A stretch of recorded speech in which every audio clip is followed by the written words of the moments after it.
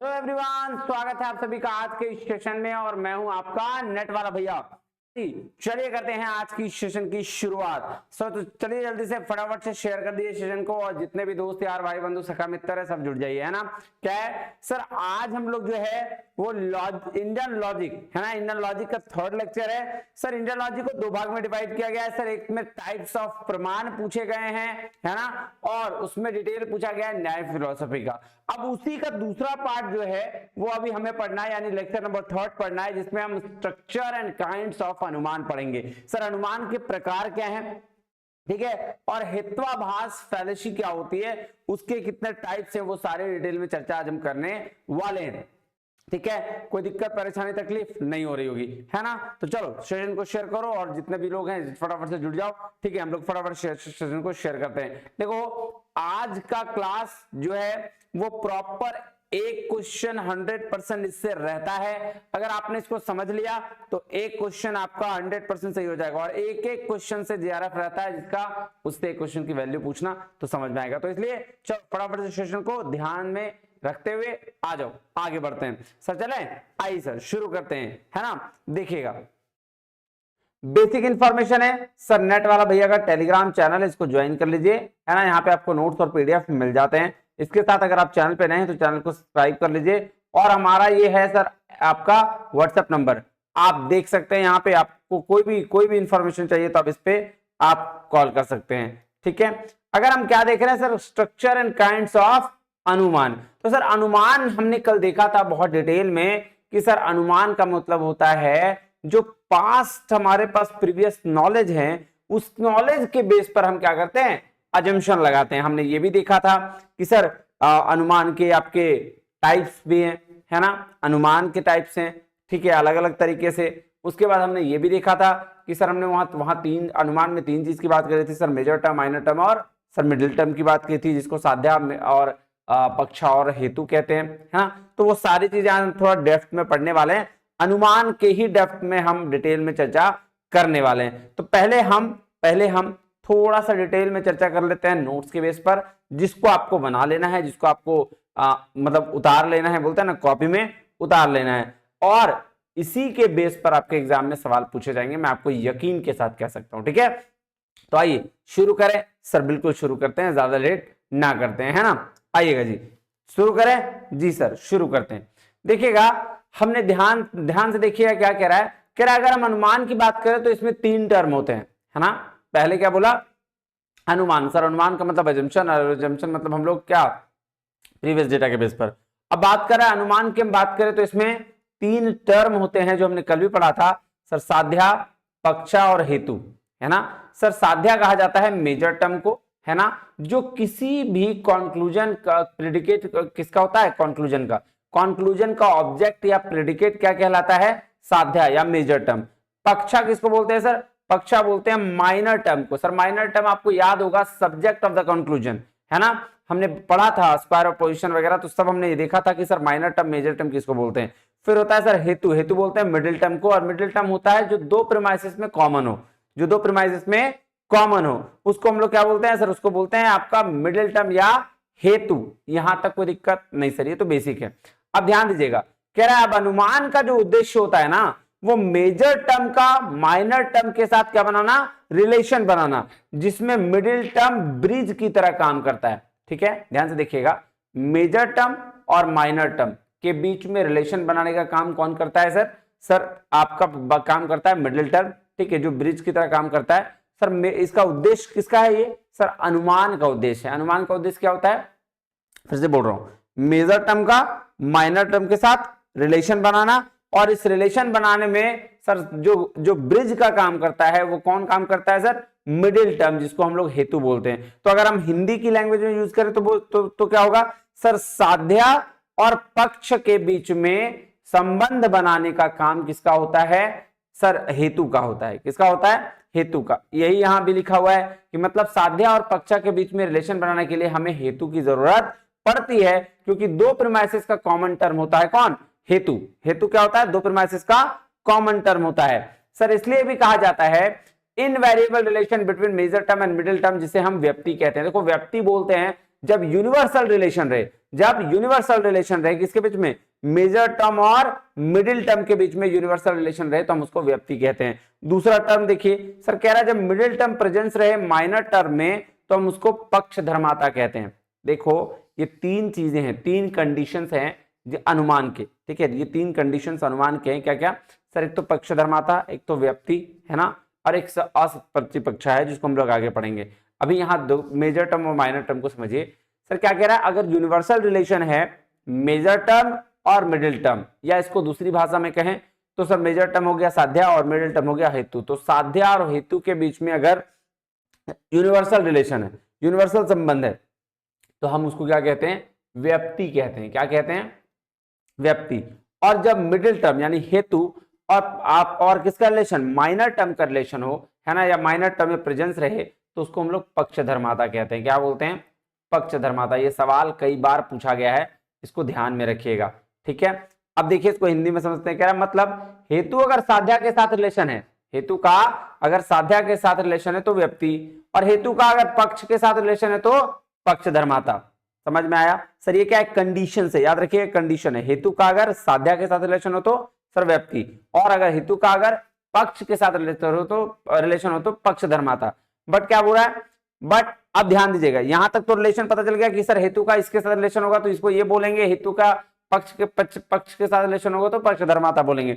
लेकिन लेकिन लेकिन अगर हेतु का रिलेशन किसी के साथ नहीं है, अगर हेतु का रिलेशन किसी के साथ नहीं है और फिर भी हमें आभास हो रहा है तो हम उसको हेत्वाभास कहते हैं, फैलेसी ऑफ इन्फरेंस या फैलेसी ऑफ इनको क्या कहते हैं आपका अनुमान, ठीक है।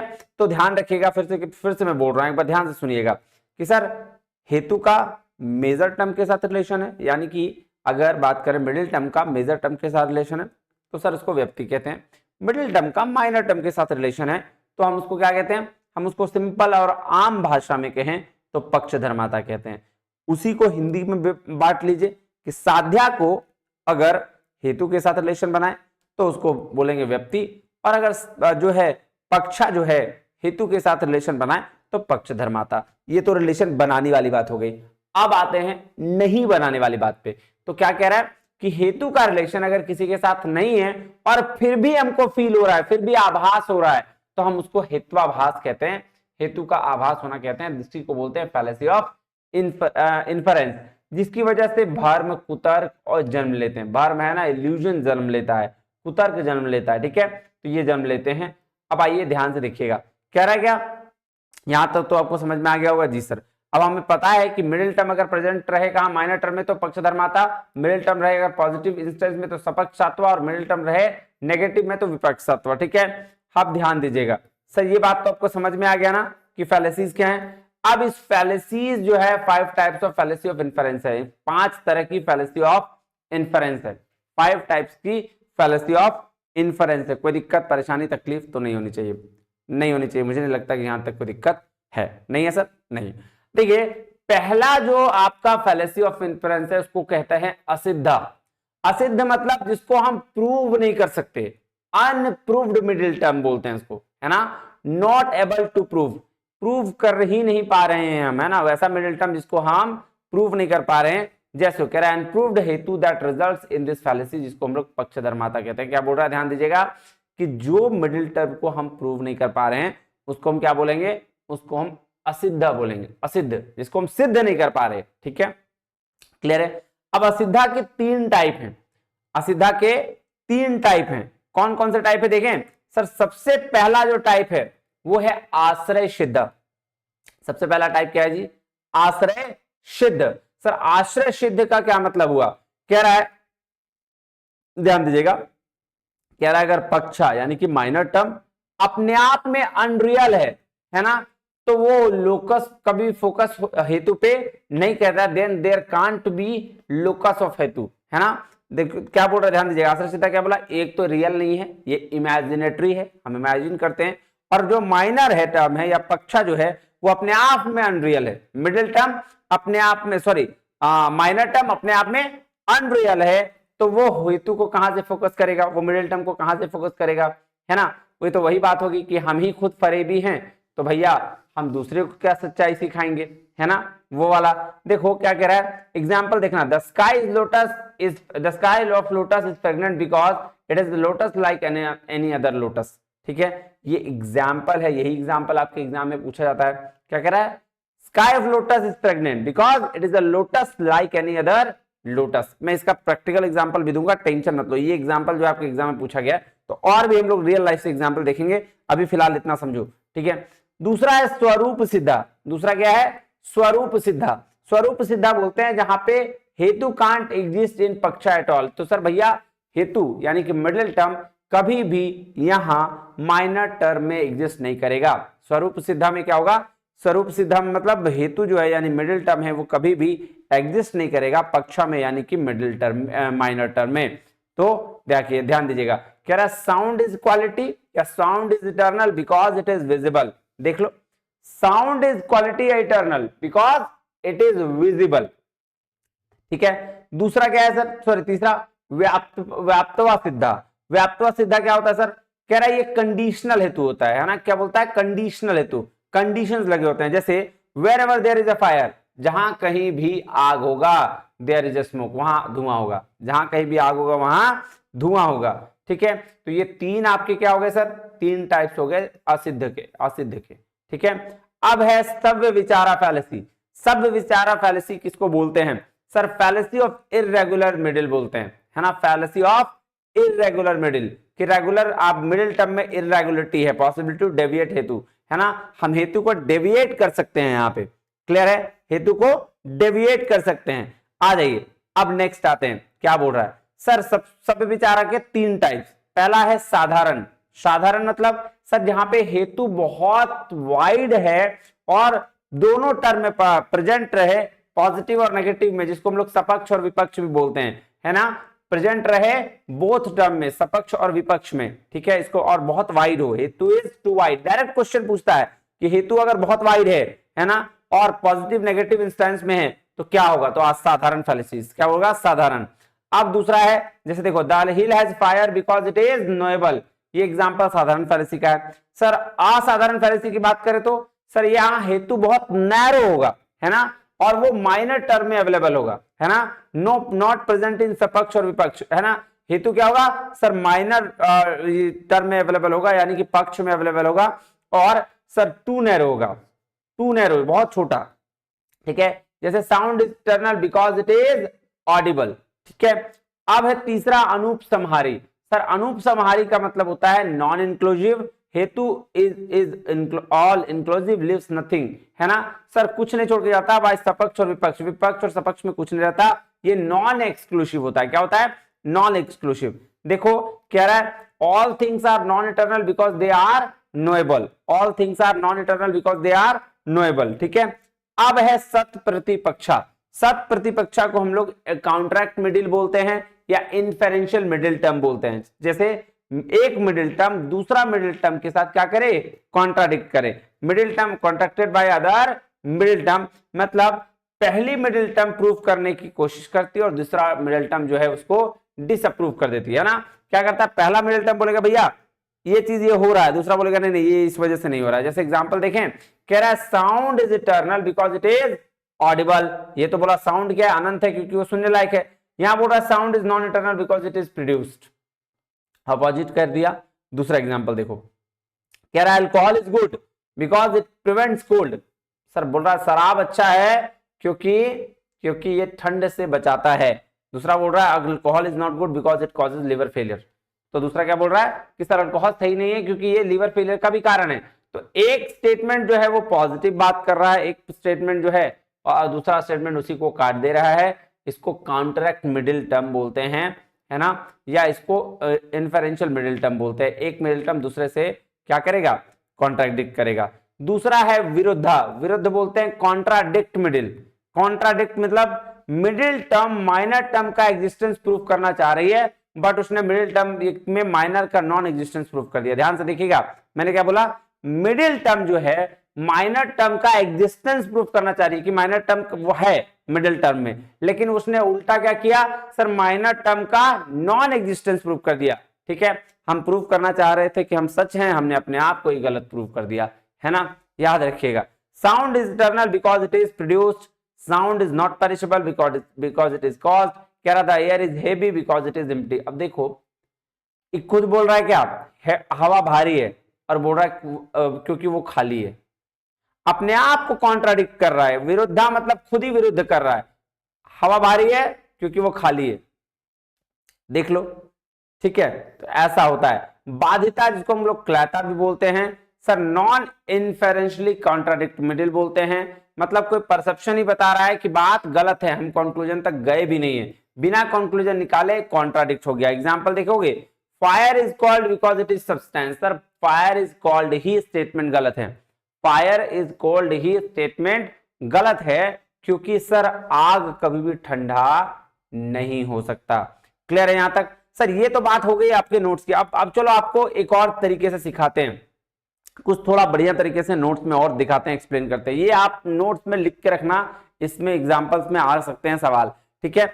अब आ जाओ यहां, देखो अनुमान का आपको मतलब पहले से पता है, अनुमान का मतलब मैं बताऊंगा नहीं। अनुमान का मतलब होता है प्रीवियस नॉलेज के बेस पर अभी नॉलेज निकालना। मैंने ये नोट्स के लिए दिया, आप इसको पढ़िएगा, मैंने कल ऑलरेडी पढ़ा रखा है, ठीक है। और ये भी मैंने कल पढ़ा रखा है स्ट्रक्चर ऑफ अनुमान की, कंपोनेंट्स ऑफ इन्फरेंस, है ना, कि सर 5 स्टेप होते हैं, पंचव्यय वाक्य बोलते हैं इसको। क्या कि सर प्रतिजना, हेतु, उदाहरणा, उपनयना और निगमना, ठीक है। ये 5 है, जिसको हम लोग फून भी हम लोग कल बोले थे। क्या बोले थे? फून, है ना, क्या बोले थे? फून, ठीक है। ये हो गया। तो प्रतिजना का मतलब होता है क्या सर? प्रतिजना का मतलब होता है जो बात सिद्ध करनी है हमें, the thing to be proved, है ना। जैसे द हिल हैज फायर, कि जो ये क्या बोलते हैं, पर्वत जो है उस पर आग है, इसको प्रूव करना। तो जो चीज हमको रिक्वायर्ड टू बी प्रूव्ड होता है, जो प्रूव करना होता है, उसको हम लोग प्रतिजना कहते हैं, है ना, तो जिसको प्रतिजना। दूसरा होता है हेतु, रीजन। क्या रीजन है कि वहां पे आग है? तो क्या बोल रहा है कि बिकॉज देयर इज स्मोक। हम बोल रहा है कि कैसे पता चला कि वहां आग है? पहला सवाल क्या, प्रतिजना का रिक्वायर्ड टू बी प्रूव्ड, बोला द हिल हैज फायर, हिल में मतलब पहाड़ है, वहां पे आग है। तो रीजन, बोला रीजन क्या है कि वहां आग है? बोला क्योंकि वहां पे धुआं दिख रहा है, बिकॉज देयर इज स्मोक। तो इस बेस पर एग्जांपल, उदाहरण बन गया। उदाहरण क्या बना कि सर जहां जहां आग है वहां वहां धुआं है, ठीक है। इस बेस पर उदाहरण बन गया। और उपान्य, उपान्य हो गया एप्लीकेशन, मतलब जनरल रूल से स्पेसिफिक रूल पर आ गए। क्या जनरल रूल से स्पेसिफिक पर आ गए कि इस पर्वत पर भी धुआं है। तो इसका मतलब क्या होगा? कंक्लूजन इसका मतलब क्या होगा? सर इस पर्वत पर भी धुआं है, उसका कंक्लूजन क्या होगा कि इसीलिए क्योंकि यहां पे आग होगा, इसीलिए यहां पे आग होगा। सीता दीदी बोल रहा है क्या कि सर एक नॉर्मल स्टेटमेंट दिया, हिल हैज फायर, है ना, कि पर्वत पर आग है। तो बोला भैया ऐसा है, ऐसा है। क्यों आग है भाई? क्योंकि वहां धुआं दिख रहा है। तो इसका उदाहरण क्या हुआ कि सर जहां जहां आग होगा वहां वहां धुआं होगा, ठीक है। बोला ठीक बात, ठीक है। अब बोला इसको रियल मतलब रूल पर अप्लाई कैसे करेंगे? बोल रहा है तो हम जहां है ना वहां भी धुआं है, हम जाए वहां भी धुआं है। तो उसका मतलब क्या होगा कि सर यहां भी आग होगा, है ना। तो इसको हम लोग बोलते हैं प्रतिजना, हेतु, उदाहरणा, उपनयना और निगमना। इससे पूछा जाता है सवाल, ठीक है। अब आते हैं 3 टर्म्स ऑफ इन्फरेंस। क्या क्या सर? पक्षा जिसको सब्जेक्ट बोलते हैं, हेतु जिसको रीजन बोलते हैं, साध्या मतलब प्रेडिकेट या प्रपोजिशन बोलते हैं। यही पक्षा माइनर टर्म कहलाता है ना, ये हेतु मिडिल टर्म कहलाता है, और ये मेजर टर्म कहलाता है, ठीक है। अभी हमने देखा उसको।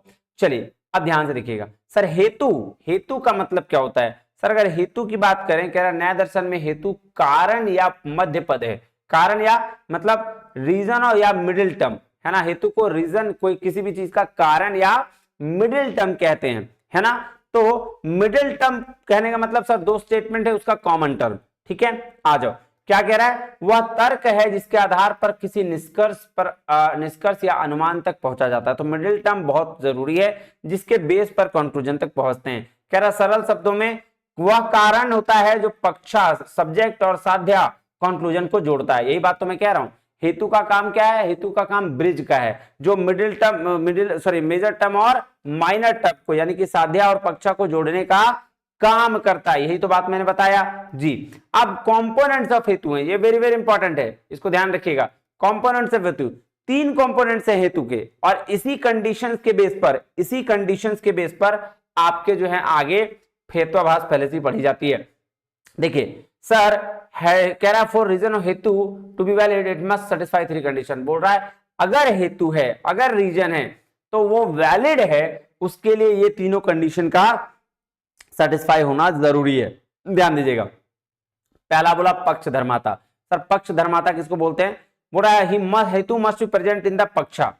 हेतु अगर पक्षा में यानी माइनर टर्म के में है तो हम उसको पक्षधर्माता बोलते हैं, और ये अवेलेबल होना चाहिए जब आप रीजन देख रहे हो, जब आप किसी भी स्टेटमेंट का रीजन देख रहे हो तो आपका ये होना चाहिए। दूसरा है व्यक्ति, जिसको इनवेरिएबल कॉन्कमिटेंस बोलते हैं, है ना, अनिवार्य सह अस्तित्व। ठीक है, व्यक्ति क्या बोलते हैं? इनवेरिएबल कॉन्कमिटेंस, जिसमें क्या होता है सर? यूनिवर्सल रिलेशन होता है। क्या होता है? यूनिवर्सल रिलेशन होता है बिटवीन हेतु और साध्या। इसका मतलब सर, हेतु मतलब मिडिल टर्म, साध्या मतलब मेजर टर्म। तो यहां माइनर टर्म के साथ रिलेशन है मिडिल टर्म का, और यहां सर मेजर टर्म के साथ है मिडिल टर्म का।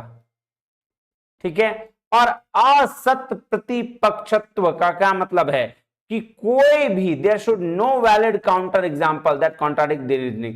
कोई भी ऐसा एग्जांपल नहीं है, जो वैलिड एग्जांपल नहीं है, जो क्या करेगा? कॉन्ट्राडिक्ट करेगा, है ना, जो गलत सिद्ध करे, तो उसको असत प्रतिपक्षत्व कहते हैं, एब्सेंस ऑफ कॉन्ट्राडिक्शन, है ना, कि जहां कोई कॉन्ट्राडिक्शन नहीं है, जहां कोई कॉन्ट्राडिक्शन नहीं है। क्योंकि कॉन्ट्राडिक्शन नहीं है तो कोई दिक्कत ही नहीं है। तो ये तीन कंडीशन है, अगर तीनों कंडीशन आपके पास अवेलेबल रहे तो इसका मतलब क्या होता है? कि हेतु वैलिड है, यानी कि रीजन वैलिड है। ठीक है, अब ध्यान दीजिएगा आगे, ये देखिए सर, पक्षा सब्जेक्ट हो गया, हेतु रीजन हो गया, साध्या कंक्लूजन हो गया, और व्यक्ति यूनिवर्सल रिलेशन हो गया। देखो the hill presence of smoke and presence of fire, तो wherever there is a smoke there is a fire, ये क्या एग्जांपल हो गया, इसको तो आप देख लीजिएगा। अब आइए यहां पे देखते हैं सर, टाइप्स ऑफ हेतु, वो था क्या? कंडीशंस ऑफ हेतु, यानी कि तीन कंडीशंस जिससे हेतु रीजन जो है वो सही माना जा सके। वो क्या था सर? पक्षधर्माता, व्यक्ति और असत प्रतिपक्षत्व।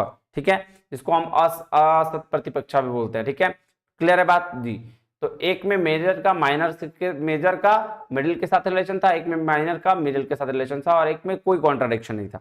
ठीक है, चलो अब बढ़ते हैं नेक्स्ट। सर हेतु जो है, वैलिड हेतु और फॉलिशियस हेतु में क्या फर्क है? जिसको हम लोग फॉलिशियस हेतु मतलब हेत्वाभास, फॉलिशियस हेतु मतलब हेत्वाभास, और वैलिड हेतु मतलब सर, वैलिड हेतु मतलब करेक्ट रीजनिंग, और करेक्ट रीजनिंग मतलब सर जिसमें आपका पक्षधर्माता, व्यक्ति और असत प्रतिपक्षत्व हो, जिसमें क्या कह रहा है? जो फुलफिल ऑल थ्री कंडीशंस, जो तीन कंडीशंस को फुलफिल कर दे, वो वैलिड हेतु। वैलिड हेतु मतलब सम्यक हेतु, है ना, जिसको करेक्ट रीजनिंग कहते हैं।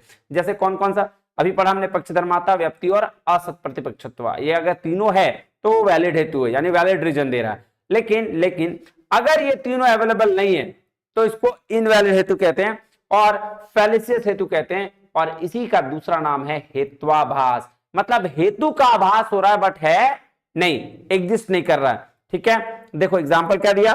The river has fire because it has water vapour. देखो क्या यहां है, लग रहा है बट क्या सही है? नहीं। कह रहा है इस नदी में आग है क्योंकि इसमें जलवाष्प है। जलवाष्प होने के कारण क्या आग होता है नदी में? बिल्कुल भी नहीं, या गलत है, क्योंकि जलवाष्प का आग से कोई निश्चित संबंध है ही नहीं, कोई रिलेशन है ही नहीं। तो इसीलिए क्या बोला? मिडिल, यहां पे कोई रिलेशन नहीं है, तो इसीलिए हेत्वाभास फैलेसी। क्या है? हेत्वाभास फैलेसी है। ठीक है, अब देखो वैलिडिटी ऑफ इन्फरेंस। अब यहां से थोड़ा ध्यान से समझना, क्योंकि यही चीज मैंने लास्ट वाले में भी समझाया, अपने नोट्स में भी, यहां भी मैं समझा रहा हूं। यहां क्या है? यहां आपको प्रैक्टिकल एग्जांपल मिलेंगे जो कुत्ता बिल्ली से रिलेटेड होगा, जो आपके रियल लाइफ से होगा। ठीक है, वो एग्जांपल वो भी है, लेकिन ये रियल लाइफ से, वो स्ट्रक्चरल एग्जांपल है और ये रियल लाइफ से एग्जांपल है। तो आइए समझते हैं क्या कह रहा है। ध्यान दें, कभी कभी अनुमान त्रुटिपूर्ण हो सकता है ना, कभी कभी अजम्पशन क्या होता है? त्रुटिपूर्ण हो जाता है, यानी कि आपका इनवैलिड हो जाता है ड्यू टू एरर्स। तो ऐसे अनुमान जो है हेत्वाभास कहलाते हैं। ऐसा क्या बोला? हेत्वाभास, मतलब हेतु है नहीं और आभास हो रहा है।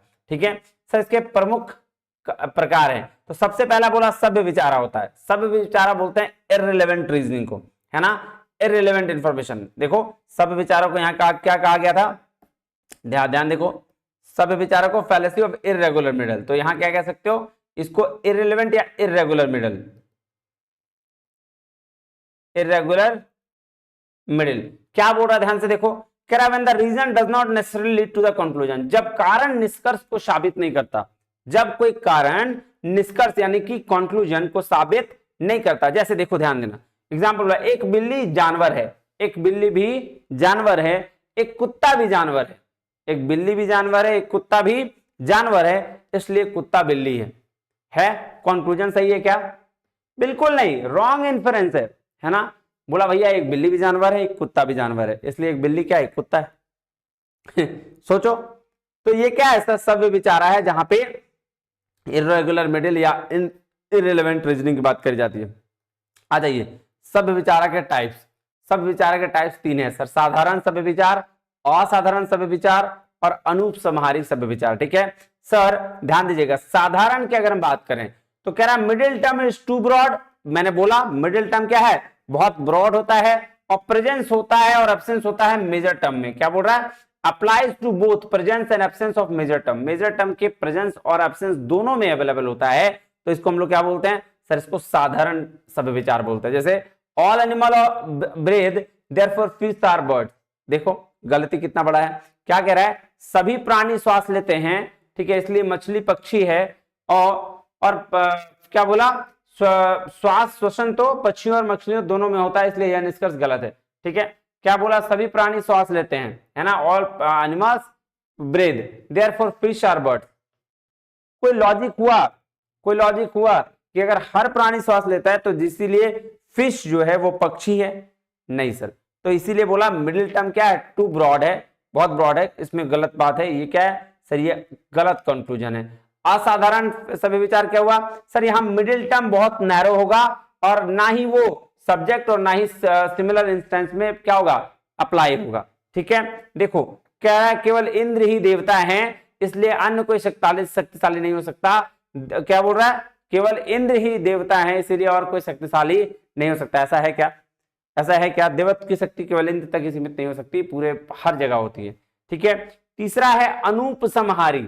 अनुपसंहारी का क्या मतलब हुआ सर, अनुपसंहारी मतलब मिडिल टर्म जो है ओनली वन इंस्टेंस बोल रहा है ना, जहां पे आपका इन्फरेंस मीनिंगलेस हो जाता है, जब मध्य पद केवल एक ही उदाहरण तक सीमित रहता है जिससे तर्क निरर्थक हो जाता है। मिडिल टर्म क्या होता है सर, एक ही एग्जाम्पल, एक ही टर्म पर क्या रहता है, एक ही टर्म पर सर ये रहता है, क्या कहते हैं इसको, सीमित रहता है, लिमिट रहता है ना, एक ही टर्म पर ओनली वन इंस्टेंस। देखो middle term applies to only one instance making the answer meaningless.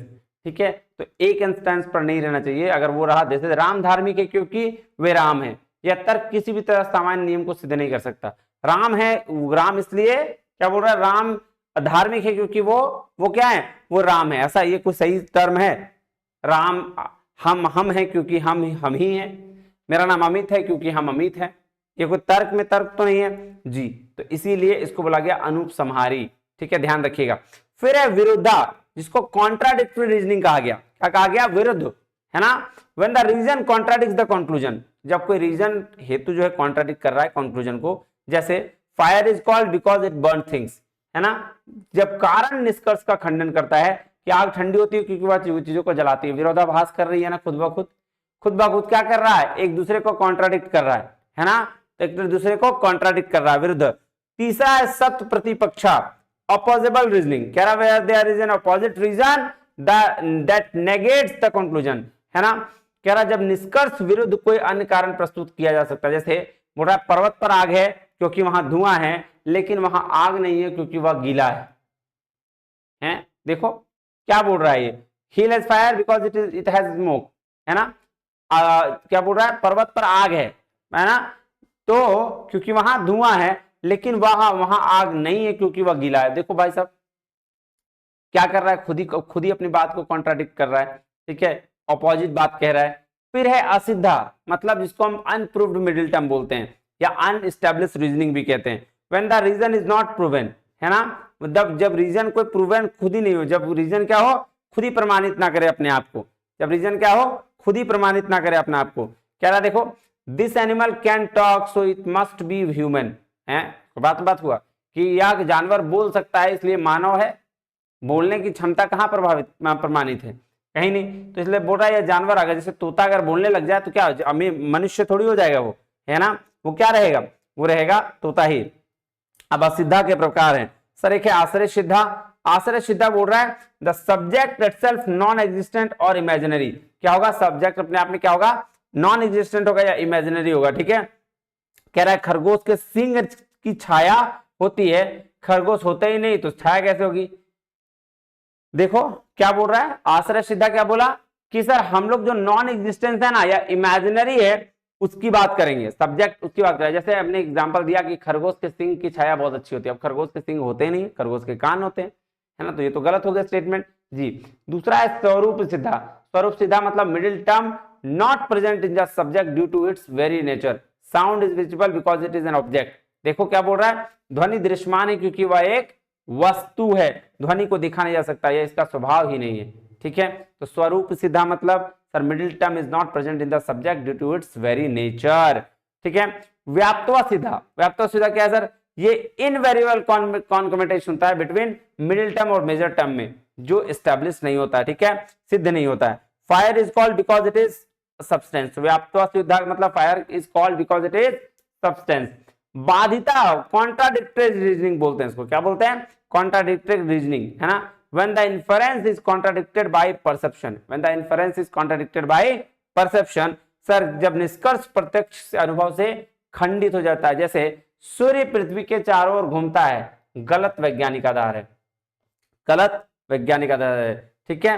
अब यहां एक बार देख लीजिए, यही बात मैंने यहां कहा, यही बात मैंने यहां कहा, विरुद्धा मतलब कॉन्ट्राडिक्ट मिडिल, है ना, और बाधिता मतलब जहां पे आप कोई परसेप्शन ही बता दे रहे हैं कि वो बात गलत है, आप कंक्लूजन तक जाते ही नहीं है। तो बेसिकली ये मैंने यहां भी नोट्स आपको बता दिया है और यहां भी आप इसको लिख लेंगे, ये वेरी वेरी इंपॉर्टेंट है ना, ये बहुत ज्यादा इंपॉर्टेंट है, आप इसको लिख लेंगे और इसी बेस पर आप पढ़ाई करेंगे। नोट्स भी मैं दे रहा हूं उसको अपने समझने के लिए जरूर यूज करें, बट ये ज्यादा आपका, ये इस पे मैंने बहुत मेहनत करा है तो ये ज्यादा ऑथेंटिक मैं मानता हूं, ठीक है। चलें जी सर, तो आज इतना ही रहने देते हैं क्योंकि आज का कहानी खत्म, इंडियन लॉजिक खत्म।